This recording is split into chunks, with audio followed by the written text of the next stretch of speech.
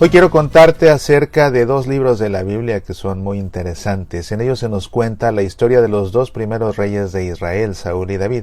Se trata de los libros de Samuel, el último de los jueces, hijo de Ana y Elcaná. De hecho, se trata de un libro que está dividido en dos partes.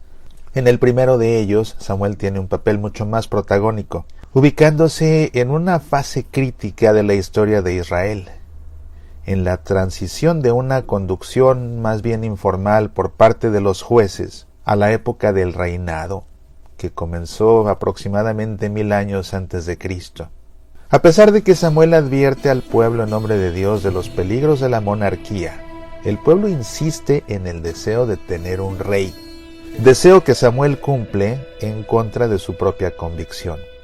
A la larga, ese camino conduce al hundimiento, proceso que es descrito en los libros que siguen en la Biblia, que son los dos libros de los reyes. En el primer libro de Samuel leemos su vocación, aquella conocida historia en que el joven Samuel servía al Señor en presencia de Elí. Una noche Samuel escucha una voz que lo llama, va donde Elí y le dice: aquí estoy, pero resulta que Elí no lo ha llamado. Vuelve a su lecho y vuelve a escuchar que es llamado, va con Elí y se sorprende de que no lo ha llamado. Por tercera vez sucede lo mismo y entonces Elí le dice a Samuel: si te vuelven a despertar, responde: habla, Señor, que tu siervo escucha. Es despertado nuevamente. Samuel responde como le ha indicado Elí y el Señor dice a Samuel: mira, voy a hacer una cosa en Israel que a todo el que la oiga le zumbarán los oídos. Y así inicia la misión de Samuel. En los capítulos que siguen, Samuel da pruebas de su aptitud para cumplir su función como juez. Es de hecho el último juez de Israel. Administra justicia sobre el pueblo, le ayuda, interviene ante Dios a favor del pueblo y, cuando el pueblo insiste en tener un rey, unge a Saúl como el primero de sus reyes. Saúl, sin embargo, fracasa en parte por problemas psíquicos, pero también porque no presta oídos a Dios.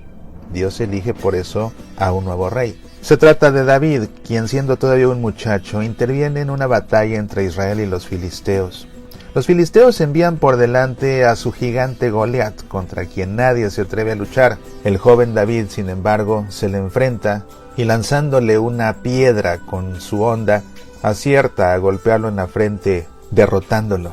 Los éxitos de David en la lucha con los filisteos despiertan la envidia del rey Saúl, que se pone furioso. Saúl persigue a David e intenta varias veces matarlo. Los hijos de Saúl, sin embargo, le tienen aprecio a David. El hijo mayor de Saúl, Jonatán, entabla una estrecha amistad con David, y Mical, la hija de Saúl, se convierte en su esposa y le salva la vida. Saúl insiste en su afán por matar a David, por lo que David huye, situación que provoca un enfrentamiento entre el rey Saúl y su hijo Jonatán. Saúl no deja de atentar contra la vida de su yerno David porque ve en él a un rival y una amenaza para el reinado de su familia. Parte pues con 3000 hombres en busca de David, hasta que da con él.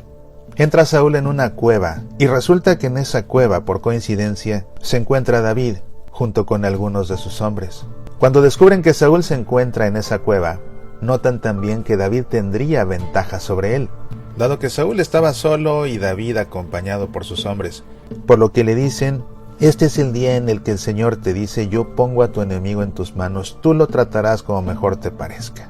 Entonces David se levantó y sigilosamente cortó el borde del manto de Saúl, pero después le remordió la conciencia por haberlo cortado, y dijo a sus hombres: Dios me libre de hacer semejante cosa a mi Señor, el ungido del Señor. No extenderé mi mano contra él, porque es el ungido del Señor. Con estas palabras David retuvo a sus hombres y no permitió que se abalanzaran sobre Saúl. Así Saúl abandonó la cueva y siguió su camino. Después de esto David se levantó, salió de la cueva y gritó detrás de Saúl: mi señor, el rey. Saúl miró atrás y David, inclinándose con el rostro en tierra, se postró y le dijo: ¿por qué haces caso a los rumores de la gente cuando dicen que David busca tu ruina?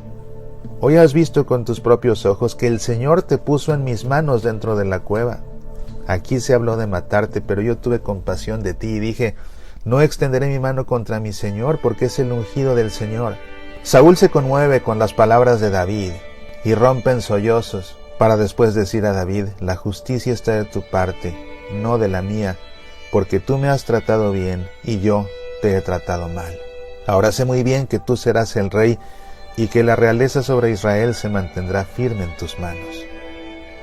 En otra batalla contra los filisteos, Saúl y sus hijos, incluyendo a Jonatán, mueren, mientras que David, con la ayuda de Dios, asciende cada vez más y llega a ser el rey de Israel.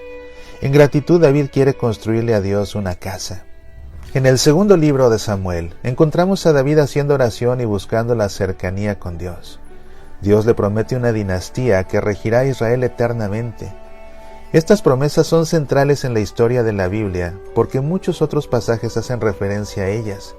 Una de las razones estriba en el hecho de que el reinado de la descendencia de David terminó con el exilio en Babilonia.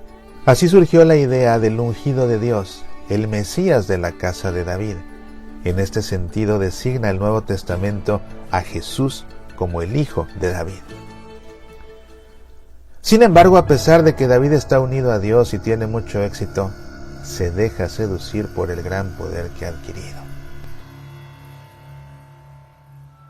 Un día ve a una mujer de nombre Betsabé bañándose y queda cautivado por ella, pero esta mujer es casada.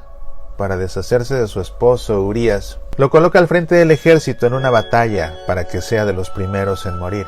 Entonces el Señor le envió al profeta Natán, que lo confronta sin miramientos con su pecado y con el juicio de Dios. Solo entonces David se da cuenta de que ha pecado.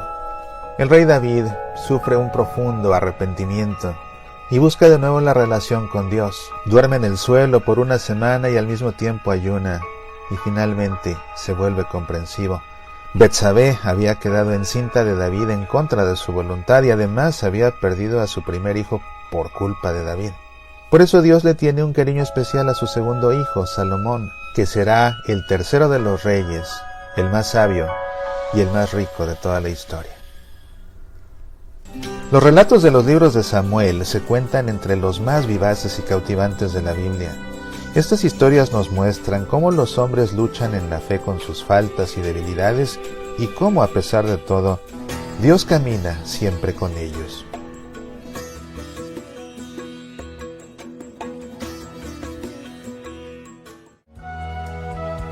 Soy Mauricio Pérez. Estas son Semillas para la Vida.